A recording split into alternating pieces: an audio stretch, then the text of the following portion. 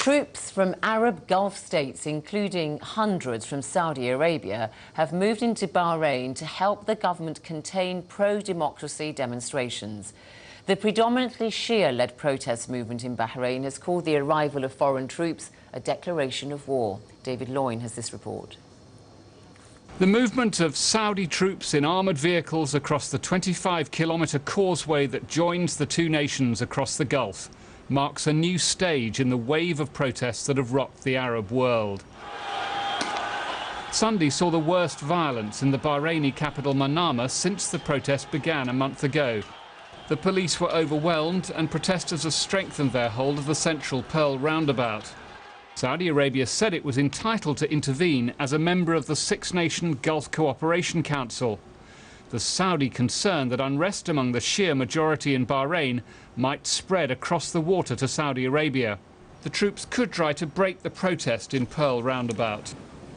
The leader of the main opposition group, Al-Wad, says the army would only be welcome if they were against a foreign invader. We say to our brothers in the Gulf, your army is welcome when our country faces danger from outside, but we will consider them an occupation when you come to oppress the people. The 1,000 Saudi troops looked relaxed as they arrived, but their exact role in crowd control is unclear.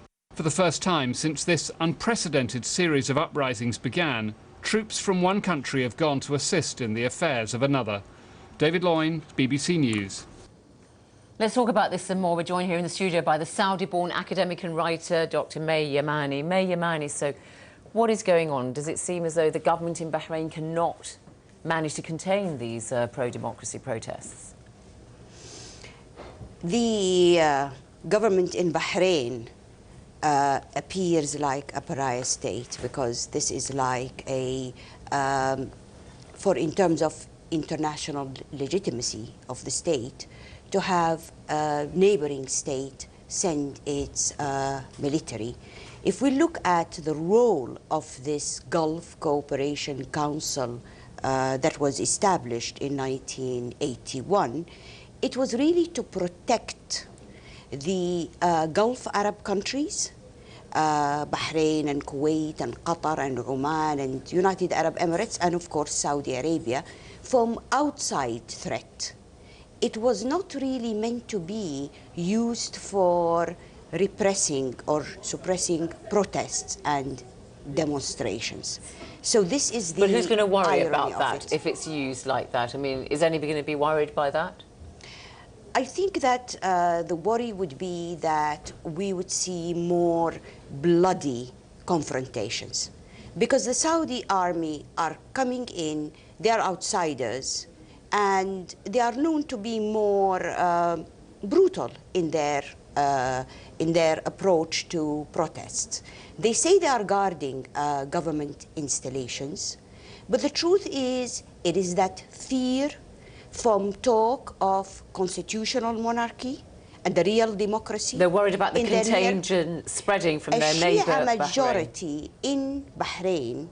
If the Bahraini royal family accepts the demands of the opposition for a real constitutional monarchy, this is unacceptable for the bigger neighbour, Saudi Arabia. So does this sound to you then as though the Bahraini ruling family, the royal family, are saying no political settlement, no political solution, we're going for the tough military solution? The Bahraini royal family, interestingly, appear divided here, because the Crown Prince has been negotiating and talking with opposition and accepting some of their demands. And yet the Prime Minister would be more, did not want the status quo to change, and is more appears to be favoring the military interference of the neighbor, Saudi Arabia. So here we have the divided opinion of the Bahraini rulers. But basically, it looks as if Saudi Arabia, that has just suppressed a potential protest on the 11th of March, last Friday, would not like to see more protests in its neighboring country. They are tied by an umbilical cord. All right. May Yamani, got to leave it there. Thank you very much.